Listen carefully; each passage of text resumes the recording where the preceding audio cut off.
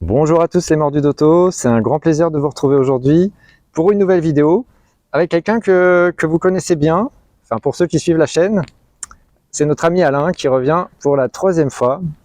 Après la 2 chevaux Azam, après la Mi 6, il vient nous présenter sa magnifique Diane de 1967. Voilà. C'est bien ça Alain?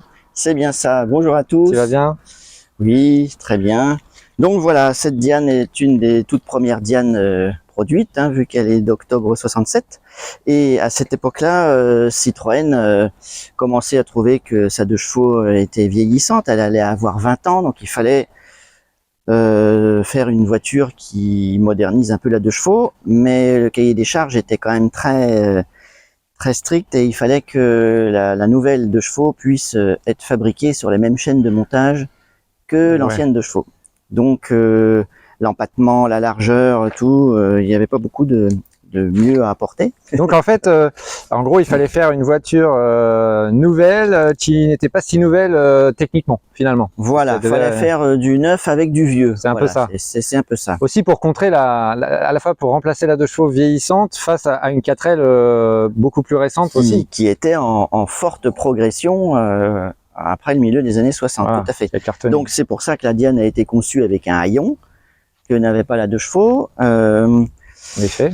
La Diane a eu des phares intégrés dans les ailes, mais on garde les ailes qui dépassent comme la 2 chevaux elle avait. Oui, c'est ça qui était un peu étonnant à l'époque où toutes les voitures avaient une face avant moderne sans ailes proéminentes. Là, on continuait à faire des ailes proéminentes. La 4L, les ailes et les portières, tout dans le prolongement. Là, la Diane, bon, c'est sûr qu'une aile de 2 chevaux, c'est au moins comme ça. Pour la Diane, oui. c'est plus petit, mais enfin, ça reste quelque chose qui dépasse et qu'on ne voit pas forcément à ce niveau-là quand on est au volant. Du coup, beaucoup de Diane, d'ailleurs celle-là aussi, un petit truc, forcément on esquinte assez rapidement les ailes qui sont proéminentes. Voilà, donc on voit l'affiliation avec la 2 chevaux sur des lignes plus tendues, plus acérées, moins rondes. Ça a son charme aujourd'hui. Après, à l'époque, elle a été accueillie comment cette Diane alors? On peut dire que le lancement a été complètement raté, vu que on partait avec une nouvelle carrosserie, mais un moteur aussi faible que la 2 chevaux. Enfin, on a rajouté 3 petits chevaux SAE avec un carburateur un tout petit peu plus gros, des bombées de piston légèrement différents pour grappiller un petit peu de voilà. Mais au final, ça restait une voiture qui ne roulait pas, qui n'atteignait pas le 100 à l'heure ou tout juste avec le vent dans le dos. Et c'était aussi asthmatique qu'une 2 chevaux et ça coûtait, au lieu de 6 000 francs, je veux dire le prix TTC d'une 2 chevaux en 67, la Diane coûtait au moins 7 000 quoi. Donc ça faisait quand même un écart de prix considérable. Pour des prestations tout à fait similaires. Alors tu vas nous détailler quand on regardera un peu à l'intérieur et la conduite, tu nous détailleras quand même un petit peu les différences.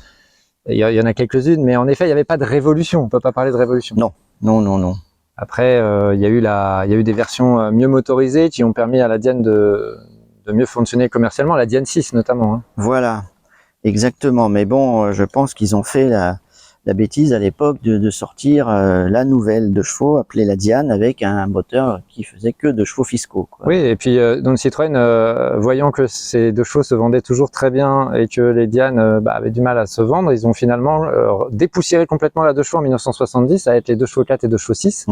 Et les 2 chevaux et les Diane ont continué leur carrière jusqu'en 1983 de front, puisque la Diane a été arrêtée en 1983. Oui. Et la 2 chevaux a continué jusqu'en 1990. Donc celle qui voulait enterrer finalement a été enterrée en premier. Voilà, la Diane a été lancée soi-disant pour remplacer la 2 chevaux et 17 ans plus tard, ils l'ont arrêtée et la 2 chevaux a continué 7 ans de plus. Après, on ne peut pas parler d'échec, c'est quand même un beau succès quand même. Oui, 1 400 000 exemplaires, voilà. C'est... À côté, à remettre en perspective avec les 5 millions, un peu plus de 5 millions d'exemplaires de la 2 chevaux, mais qui a une durée de production bien plus grande. Voilà, 42 ans, enfin 41 ans, on va dire, de production, contre 17 pour la Diane. 17 pour la Diane, voilà. Ah bah, superbe. Alors, cette voiture, Alain, elle nous paraît dans un état sorti d'usine. Elle est restaurée, elle est dans son état d'origine? Alors, elle n'est pas restaurée, mais bon, elle a quand même beaucoup de parties qui ont été repeintes. D'ailleurs, on le voit au niveau des portières. La portière avant conducteur est la seule portière qui n'a jamais été repeinte, tout comme le contour du pare-brise, les custodes.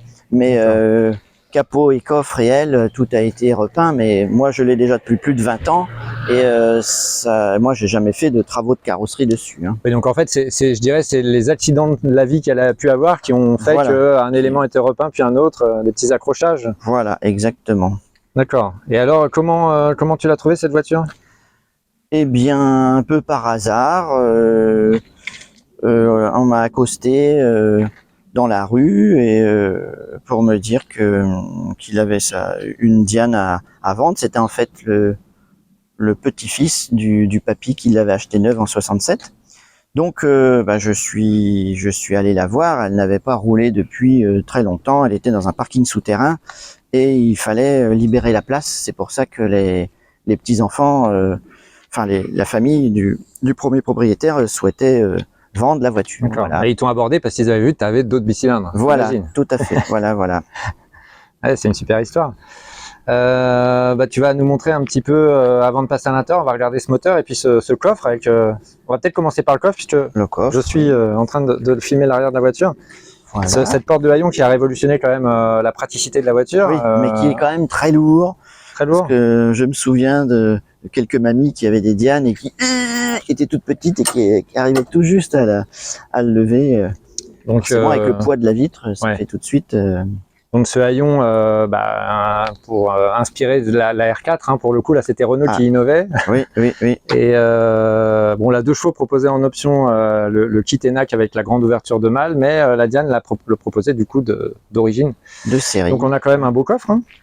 Oui, et en plus, donc ce modèle est appelé la Diane commerciale confort. Donc commerciale, ce qui fait qu'elle était équipée d'origine de la plaque de coffre et de la banquette arrière rabattable qui en un clic peut se rabattre. Oui, voilà, donc très pratique. Et sous la planche de coffre, on a de la place pour ranger des petites choses ou... Sur les Diane plus basiques, il n'y avait pas de planche et la roue de secours était logée là, alors que sur celle-ci, la roue de secours est sur le moteur. Donc on a quand même un bon volume pour cacher des objets ou voilà, oui. Pour ranger un petit peu plus de choses. Voilà pour le coffre. Alors on va aller voir le moteur. Le monstre. Hop, donc. Alors, le moteur. Cette mécanique, qu'est-ce qu'on a? C'est un petit 425 cm3 qui développe 21 chevaux SAE. Donc en gros, en chevaudine, on a 18-19 chevaux, quoi, en gros. Oui, 18,5 je pense. Ouais, oui. C'est ça. Donc petit bicylindre de 21 chevaux SAE, donc qui s'utilise finalement au maximum de ses capacités, on va dire, pour bouger la voiture. Oui, qui est quand même à la peine. Hein. Quand on conduit une Diane 6 à côté, qui est équipée du moteur 602, c'est vraiment le jour et la nuit. Ça... Ouais, parce que donc une Diane 6, pour comparer, c'est un moteur de 35 chevaux. Donc 35 chevaux SAE contre 21, évidemment, c'est pas la même chose. Il en manque pas mal. Donc c'est une Diane pour se promener et il vaut mieux éviter de se servir par vent de face ou en montagne. Voilà. Donc celle-ci est donc une Diane confort, c'est pour ça qu'elle est équipée du résonateur d'admission qui doit réduire les bruits du carburateur. Voilà, donc le filtre à air est là-bas, ça c'est le résonateur d'admission. Elle est équipée d'une dynamo en bout de vilebrequin, donc on n'a pas l'alternateur qu'il y a sur les modèles plus récents. C'est du 6 volts, comme la 2 chevaux de l'époque. On a encore le démarreur à tirette, hein, voilà, qui peut se manœuvrer à la main ici. Hein, voilà. Oui, d'accord. Avec le câble, ouais. Tu vas nous montrer ça à l'intérieur après. Voilà, sinon quoi dire. Comparé à la 2 chevaux de la même époque, la Diane 425 à sa sortie avait déjà une hélice de ventilateur en matière plastique, en nylon, alors que la 2 chevaux c'était en tôle. Elle est équipée d'un ventilateur on la voit ici, hein. à 8 pales, alors que la 2 chevaux à l'époque n'avait qu'un ventilateur à 6 pales. Bon, elle est équipée d'un carburateur de 32, la 2 chevaux c'était 28. Bon, des petites améliorations, mais qui à la conduite ne sont presque pas sensibles, vu que la Diane elle est plus lourde, bon elle est plus aérodynamique, mais bon, la boîte de vitesse, ils ont retravaillé la boîte pour qu'elle soit plus nerveuse en ville, première, deuxième, mais on a un trou entre la deuxième et la troisième. Enfin, un trou béant. Béant, oui, voilà. C'est-à-dire que quand on est en deuxième, le moteur hurle, et quand on met la troisième, l'impression que tout d'un coup on a rajouté 100 kg à bord et qu'on monte une rampe alors que c'est plat. Bref, faut s'y habituer. Voilà. Très bien, merci Alain. On va aller voir l'intérieur. Alors nous voici à l'intérieur de cette Diane. Donc elle est équipée de tissu chenillé bleu pétrole. On avait le choix avec la carrosserie est bleu week-end AC625 et pour ce coloris on avait le droit de choisir avec du tissu chenillé gris ou bleu pétrole. Voilà. D'accord. Tissu plutôt joli. Hein. Voilà, qui est tissu qui est d'origine, qui était sous housse et moi je prends soin de mettre un plaid souvent quand je l'utilise pour ne pas que ça soit exposé au soleil parce que c'était des tissus très fragiles. Voilà. Donc à l'intérieur, par rapport à une 2 chevaux, on a quelque chose d'un peu plus cossu, on va dire.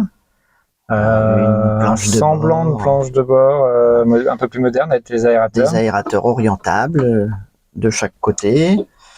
Voilà, le volant en matière plastique, mais sur les versions de base, il y avait quand même encore le volant fer, comme sur les 2 chevaux. Hein, oui. Sur ce modèle 425, il y avait le volant de fer. Sur le modèle de base, 10 modèle luxe, et celui-là, haut de gamme, 10 modèle confort. Ouais. Bon, on ne sait pas pourquoi le luxe est le bas de gamme, mais bon, c'est comme ça. Et là, à l'intérieur, on retrouve les commandes. On voit pour démarrer, là, il y a la petite tirette de démarreur, c'est ça? Voilà, donc pour démarrer avec les contact à gauche, le voyant de dynamo qui s'allume ici, et tirer le starter à main gauche et le démarreur à main droite. Il y a le même tirette en dessous avec un S. Voilà, ici. Là, c'est la répartition du chauffage quand on tire en haut et quand on pousse en bas, et le chauffage passager à droite et le chauffage conducteur à gauche. Voilà. Ah oui, t'as vu ça, hein, chauffage gauche-droite réglable individuellement, s'il vous plaît. Oui. C'est pas le convoi du luxe.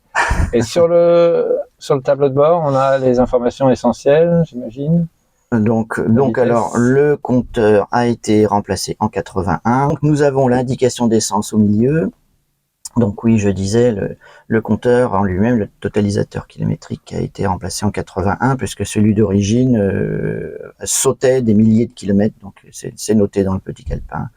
Donc voilà, elle a refait, elle a 136 000, bientôt 137 000 kilomètres.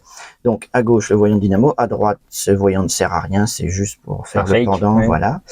Ici nous avons ce qu'on appelait à l'époque le feu de position qui permettait d'éclairer la veilleuse avant et arrière du côté gauche ou du côté droit. Voilà, c'était monté dans toutes les Citroën jusqu'au modèle 73 inclus. C'est-à-dire qu'à partir de l'été 73 pour le modèle 74, ça a disparu. Et ici, nous avons l'interrupteur pour les essuie-glaces, une seule vitesse qu'on tourne et voilà, arrêt automatique en bas. D'accord. Ici, comme les 2 chevaux, le commodo pour les phares, les veilleuses, les codes et les pleins phares, et de ce côté-ci, les clignotants gauche et droite. D'accord.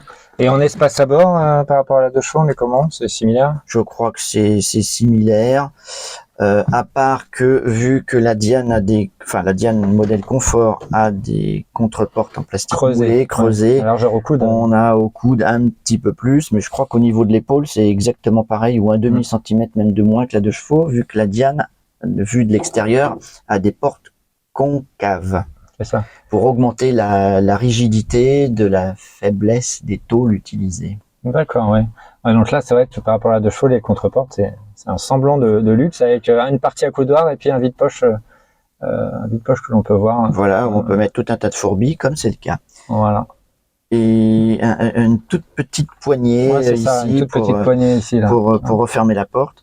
Mais bon, malgré tout, quand on conduit sur des centaines de kilomètres, par exemple quand on s'en va à un meeting ou quelque chose, la Diane, on prend l'habitude de machinalement poser son coude sur la coudoir, et quand derrière on remonte dans la 2 chevaux, boum, ça manque. Le coude tombe parce que la 2 chevaux c'est des oreilles tout plat, il n'y a rien du tout, hein, donc il n'y a pas de coudoir, voilà. Bon alors Alain, on va aller faire un petit tour dans cette Diane pour se rendre compte un petit peu de la conduite et des sensations. Je te propose qu'on y aille maintenant. Ok, volontiers, allons-y. Donc, on met le contact, on tire la tirette, et c'est parti. C'est parti. Et elle est équipée de l'embrayage centrifuge, donc on a juste à accélérer, on enlève le frein, c'est mieux, et ça part tout seul. Ça ne cale jamais.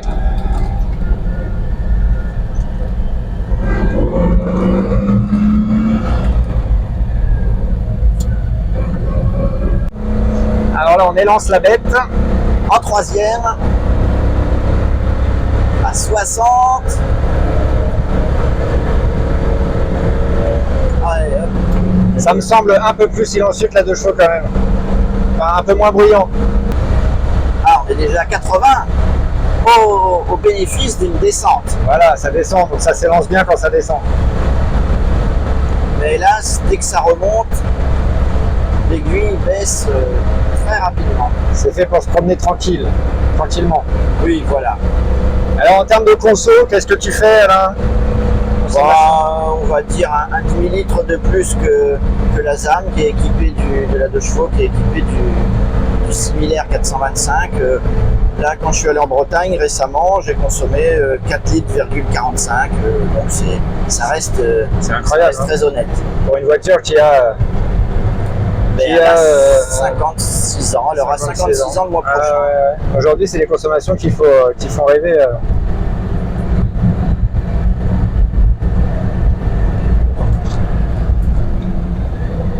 Au niveau confort, moi je suis bien installé à l'arrière. Toujours des suspensions qui filtrent bien. Oui, ça, il n'y a pas de problème.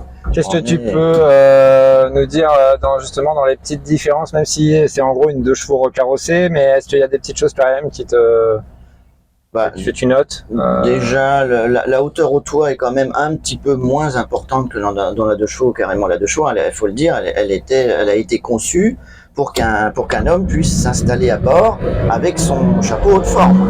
Par contre, elle a été conçue en 1935, c'était à l'époque tout le monde avait son chapeau. Donc. Par contre, à l'arrière, il y a plus de hauteur dans la Diane. Oui, par la forme. Puisque c'est plus plat. Voilà.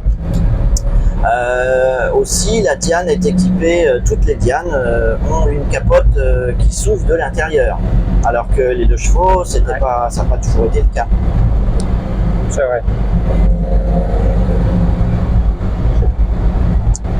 Et ce qu'elle avait en moins bien, il me semble, la Diane, c'est l'accessibilité mécanique. C'est beaucoup plus compliqué de démonter la face avant pour accéder à l'allumage. Pour l'allumage, la 2 chevaux, il y a juste à lever le capot et retirer la grille. Alors que la Diane, effectivement, il faut démonter la façade avant. Quand c'est fait régulièrement, ça peut se démonter rapidement, mais quand l'opération n'a pas été faite depuis un moment, que les vis sont rouillées un peu, que ça se démonte pas bien, ça peut tout de suite prendre beaucoup plus de temps. On ne défait pas ça tous les 4 matins non plus? Non. Là, on a passé un pont d'Odane sur lequel il aurait fallu ralentir beaucoup plus que ça avec une voiture moderne. Là, avec la suspension type 2 chevaux, oui, c'est souple. Voilà. Bon, en ville, on arrive à suivre le flot de la circulation jusqu'à 50-60, ça va, quand le sol est plat. Sinon, on est vite largué forcément. C'est dès qu'il y a du dénivelé où là, c'est le faible couple du moteur montre ses limites, on va dire. Et c'est un tel plaisir de rouler dans ces voitures, malgré ça.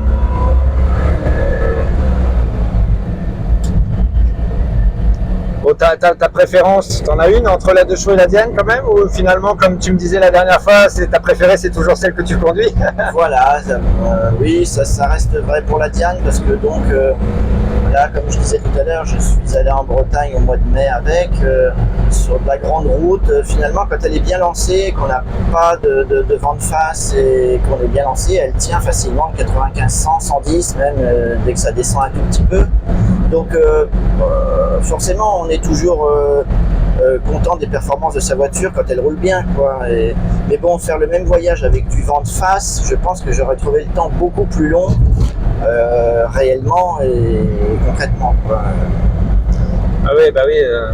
Le vent de face aujourd'hui, c'est des choses auxquelles on ne pense plus du tout dans les voitures modernes. Et oui, dans les voitures modernes, on ne se préoccupe pas de ça. Mais quand on conduit une voiture faiblement motorisée comme une 2 chevaux et une Diane, ça compte énormément. Je pense qu'en vitesse de pointe, ça joue à entre 15 et 20 km/h, ce qui est énorme. Oui, carrément. Oui, quand tu as du vent de face, tu peux rester très longtemps en 3e sans pouvoir passer à la 4e. Exactement. Vu qu'avec celle-ci, oui, c'est vers 65-70, quand il y a du vent de face, des fois, pour peu que ça monte un peu à 3-4%, bah, on ne peut pas garder la quatrième.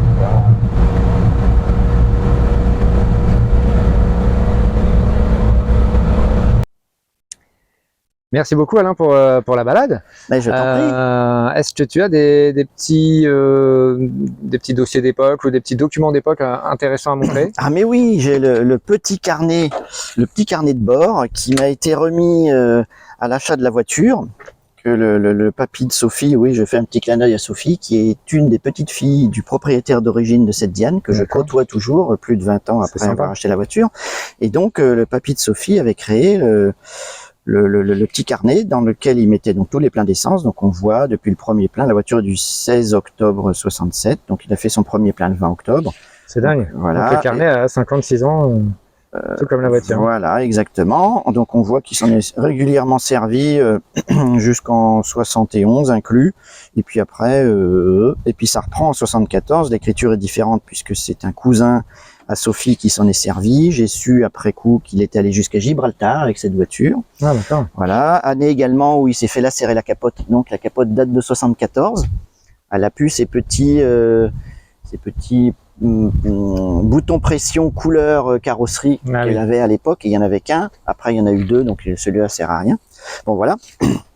Et de l'autre côté du calepin, le papy de Sophie mettait les dates et les kilométrages des vidanges.